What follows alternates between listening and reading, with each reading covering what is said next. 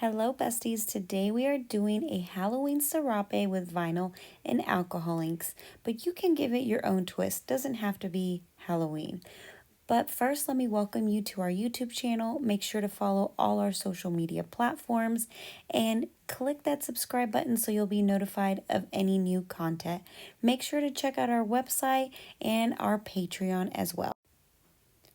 Okay, we're going to get started with a 24-ounce plump from the Tipsy Magnolia. I've spray painted it matte white and let it dry. And I'm also going to use this vinyl, this so cute little ghosty vinyl from Vinyl Fun for Everyone. It's called Colorful Halloween, I believe. And it has little ghosties, pink and purple, and some little cats. Like I said at the beginning, this is a Halloween tumbler, but you can make it whatever you want. Okay, I'm using my handy dandy stripe assistant so I can make a line around my tumbler, kind of around where I want my vinyl to go to.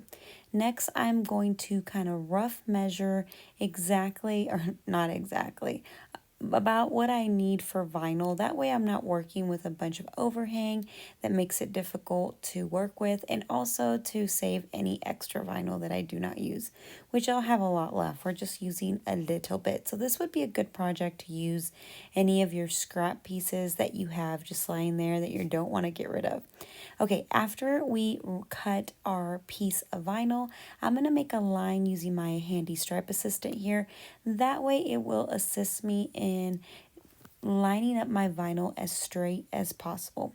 So I'm going to line it up right up to that line, and just like applying any wrap or vinyl, you want to take it slowly. I usually like to use like a little felt squeegee, but today we're using like a really small piece of vinyl, so I'm just going to use my hands and slowly wrap it around my tumbler here. So now we have the hardest part. Just kidding. None of this is hard. Okay, next we're gonna kind of pick out our colors. I have a bunch of alcohol inks.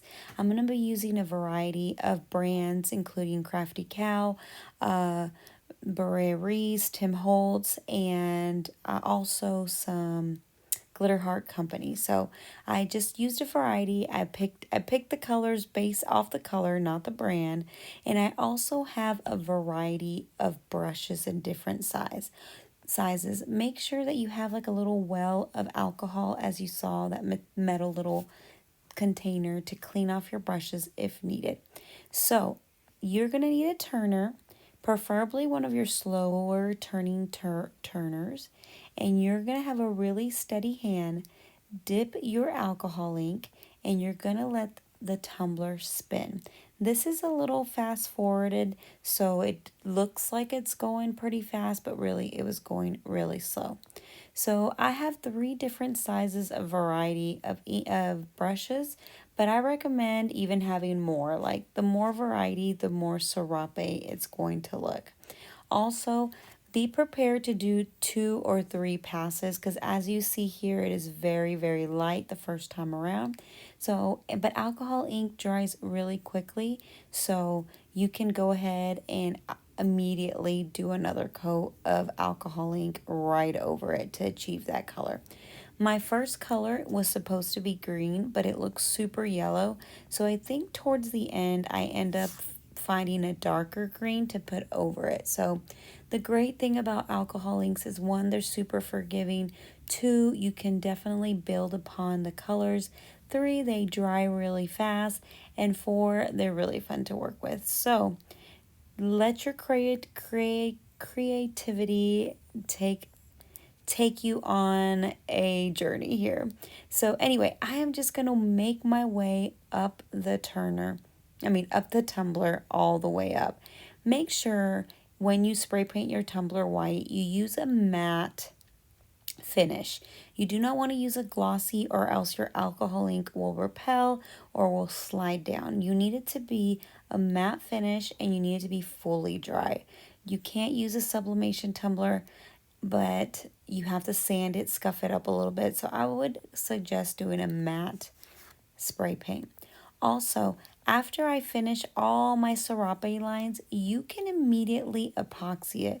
Usually, like I said, alcohol inks dry super quick, and as long as they're dry to the touch and they don't transfer onto your hands, it's ready to be epoxied.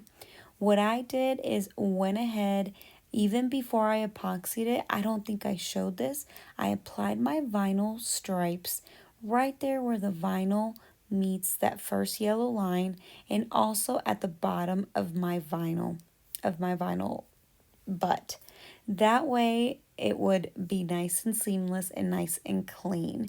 So here it is. I'm giving it second. Like I said, I sometimes you have to do second or third passes on different colors to give them more vibrancy. But just play with it, have a steady hand, have a lot of fun, experiment with different colors and vinyls.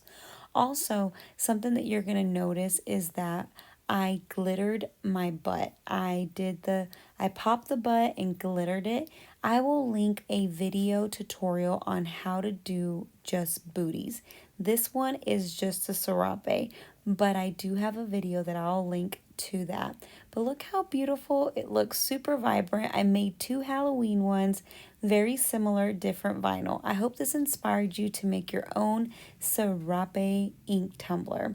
Thank you so much for all our Patreons, and thank you for subscribing and following. We will see you next week. Bye.